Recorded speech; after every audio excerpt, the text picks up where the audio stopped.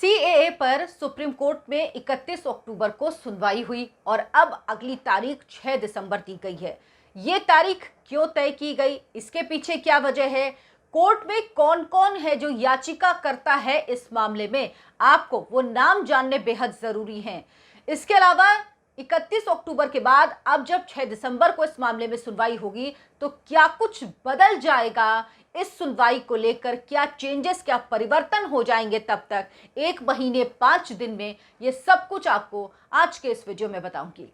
नमस्कार, बहुत बहुत स्वागत है आपका। आपके साथ मैं हूं अर्चना सिंह। 10 दिसंबर 2019 लोकसभा से सीएए सिटीजनशिप अमेंडमेंट एक्ट नागरिकता संशोधन कानून पास हुआ। इसके बाद अगले दिन 11 दिसंबर 2019 को यह कानून राज्यसभा से पास हो गया। 12 दिसंबर 2019 को राष्ट्रपति के हस्ताक्षर इसमें हो गए। लेकिन इसके ठीक एक हफ्ते बाद 18 दिसंबर 2019 को यह मामला कोर्ट में पहुंच गया। सुप्रीम कोर्ट ने सुनवाई करते हुए याचिका को खारिज कर दिया।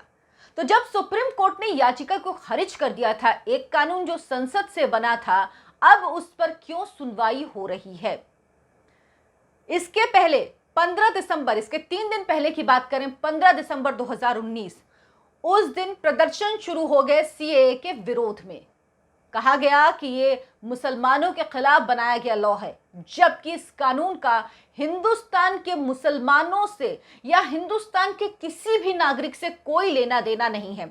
ये कानून बनाया गया है पाकिस्तान, बांग्लादेश और अफगानिस्तान में धर्म के आधार पर जिन लोगों के संग अत्याचार हुआ है उन लोगों के लिए, और ये लोग गैर मुस्लिम यानी जो मेजॉरिटी हैं वो नहीं होंगे इन 3 देशों में, जो माइनॉरिटी हैं इन 3 देशों में वो लोग होंगे। और वो 6 धर्म हैं: हिंदू, सिख, पारसी, जैन, ईसाई और बौद्ध। ये 6 लोगों को, 6 धर्मों को इसमें शामिल किया गया कि जिनको धर्म के आधार पर जिनके संग क्रूरता की गई है उनको इस कानून के अंतर्गत भारत में शरण दी जाएगी। और इसके लिए एक तारीख भी तय की गई है, कट ऑफ डेट तय की गई। 31 दिसंबर 2014 से पहले जो लोग भारत आ गए थे उन्हें इसके अंतर्गत, इस कानून के अंतर्गत नागरिकता दी जानी थी।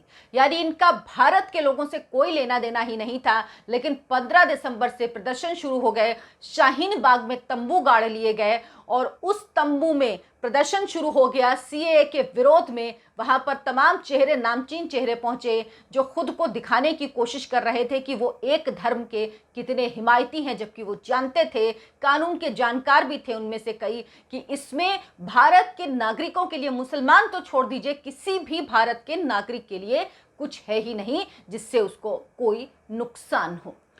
ये प्रदर्शन चलता रहा। उसके बाद सुप्रीम कोर्ट ने क्या किया? सुप्रीम कोर्ट के पास जब याचिका गई, सुप्रीम कोर्ट ने एक बार ये नहीं कहा कि वहां से आप ये प्रदर्शन हटाइए, आप इस तरह से सड़क पर प्रदर्शन नहीं कर सकते, जबकि पहले सुप्रीम कोर्ट का ये एक आदेश है। लेकिन सुप्रीम कोर्ट ने शाहीन बाग के प्रदर्शन के दौरान ये बात नहीं कही। उसने चिंता तो जताई कि इस तरह से अगर लोग सड़क पर प्रदर्शन करने लगे, रोड ब्लॉक कर दी तो दिक्कत होगी, दिल्ली के लाखों लोग परेशान रहे। लेकिन सुप्रीम कोर्ट ने इस बात की चिंता नहीं की, बल्कि 3 सदस्यों की कमेटी बना दी। कहा आप जाके लोगों से बात करिए। संसद ने जो कानून पास किया है उसमें सुप्रीम कोर्ट कमेटी बनाकर लोगों से बातचीत करने के लिए किस तरह से अधिकृत है? क्या संसद में बना कानून सुप्रीम कोर्ट की बनाई हुई कमेटी के जरिए सड़क पर बैठे हुए लोगों से, जिनको ठीक से जानकारी भी नहीं है, जो एक्सपर्ट नहीं है इस मामले के, जिनको ठीक से जानकारी भी नहीं है इस मामले की, जिनको भड़काया गया है, बरगलाया गया है, उनसे बातचीत करने के लिए कमेटी को भेज दिया। हालांकि उसका नतीजा भी कुछ नहीं निकला, लेकिन सुप्रीम कोर्ट ने इस दिशा में कुछ नहीं किया। लेकिन अब सुप्रीम कोर्ट इस मामले को सुन रहा है और इस मामले में 250 याचिकाएं सुप्रीम कोर्ट में दाखिल की गई हैं। 18 दिसंबर 2019 को जब कोर्ट ने यह याचिका खारिज कर दी थी, उस दौरान भी केंद्र सरकार से जवाब मांगा था इस मामले को लेकर। केंद्र सरकार ने इस मामले पर अपना जवाब जनवरी में ही दाखिल कर दिया था, जनवरी 2020 में दाखिल कर दिया था। लेकिन उसके बाद कोविड का पीरियड रहा, बहुत कुछ रहा, तो इस मामले में सुनवाई नहीं हो पाई और इस मामले की फिर सुनवाई हुई 15 जून 2021 को। और इसके बाद अब 31 अक्टूबर 2022 को इस मामले की सुनवाई हुई है।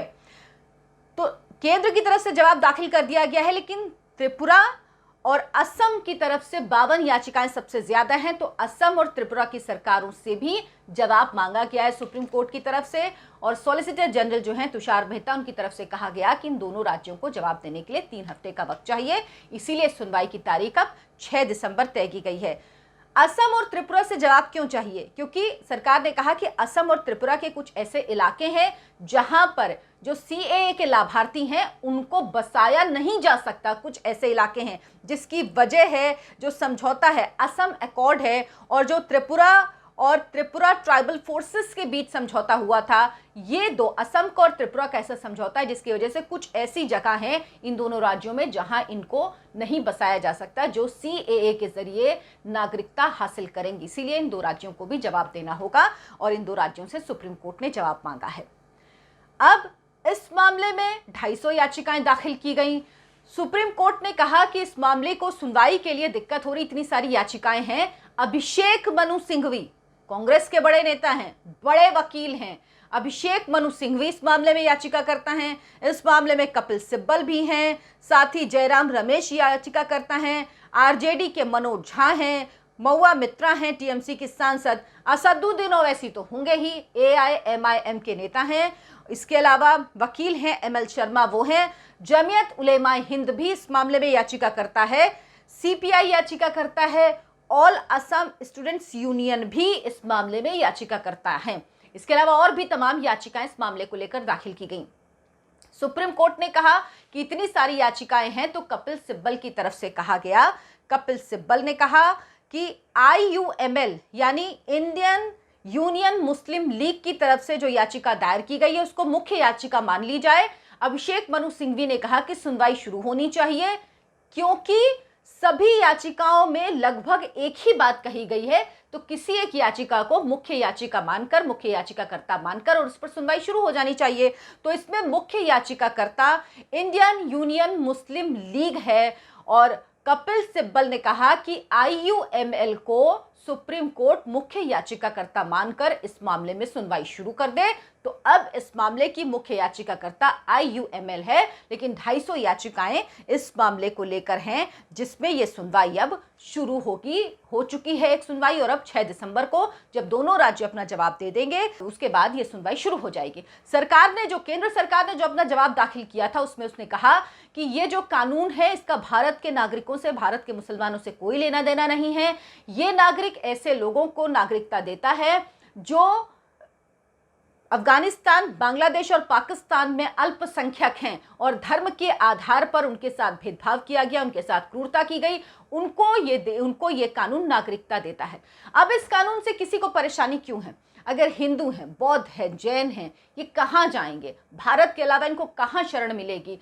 पार्टीशन के दौरान जो लोग पाकिस्तान में रह गए, फिर बाद में बांग्लादेश भी बना, उन हिंदुओं के साथ जो अत्याचार हो रहा है उसकी खबरें रोज आती हैं। हम रोज पढ़ते हैं कि पाकिस्तान में किस तरह से हिंदू बेटियों का अपहरण कर लिया जाता है, उनके साथ रेप किया जाता है, फिर उनका जबरदस्ती धर्म परिवर्तन कराया जाता है, उनकी जबरदस्ती शादी निकाह करवा दिया जाता है, छोटी छोटी बच्चियों का। ये खबर लगातार आ रही है किस तरह से बांग्लादेश में, पाकिस्तान में मंदिर तोड़े जाते हैं, हिंदुओं पर अत्याचार किया जा रहा है। तो ऐसे लोग आखिर कहां जाएंगे? ऐसे लोग भारत में ही तो आएंगे और उनको लेकर ही यह कानून बनाया गया। लेकिन अब इस मामले में सुनवाई सुप्रीम कोर्ट में होगी।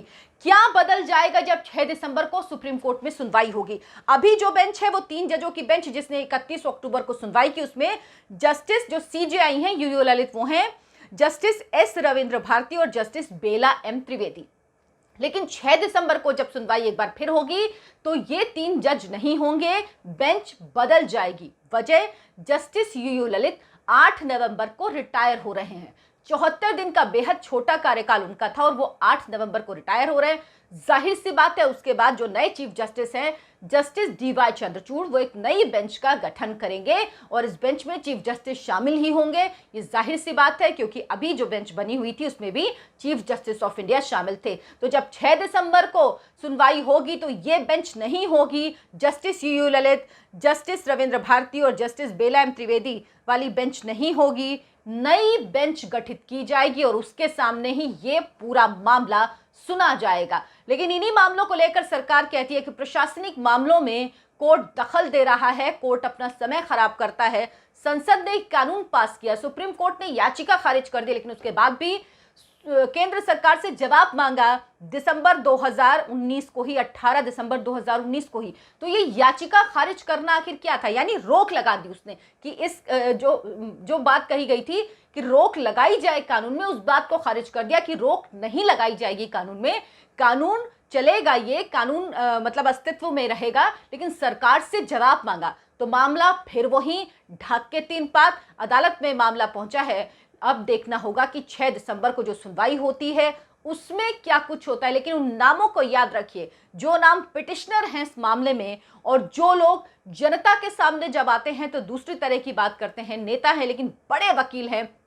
कपिल सिब्बल पहले कांग्रेस में थे, अब समाजवादी पार्टी में आ गए क्योंकि उन्हें किसी पार्टी से लेना देना नहीं है। उनको सीट चाहिए, राज्यसभा की सीट उनको समाजवादी पार्टी ने दी तो वहां चले गए हैं। अभिषेक मनु सिंघवी हैं, जयराम रमेश कांग्रेस से जुड़े हुए हैं, मनोज झा हैं जो आरजेडी के हैं। आरजेडी वो पार्टी जिसने जब पीएफआई पर कार्रवाई हुई तो कहा गया कि पीएफआई पर कार्रवाई क्यों हो रही हो, तो ऐसा कोई काम करती नहीं।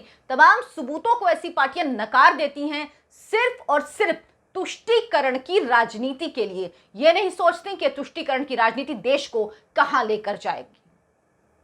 अगर आपको मेरा वीडियो पसंद आया हो तो लाइक करें, शेयर करें और मेरे चैनल को सब्सक्राइब जरूर करें। नमस्कार।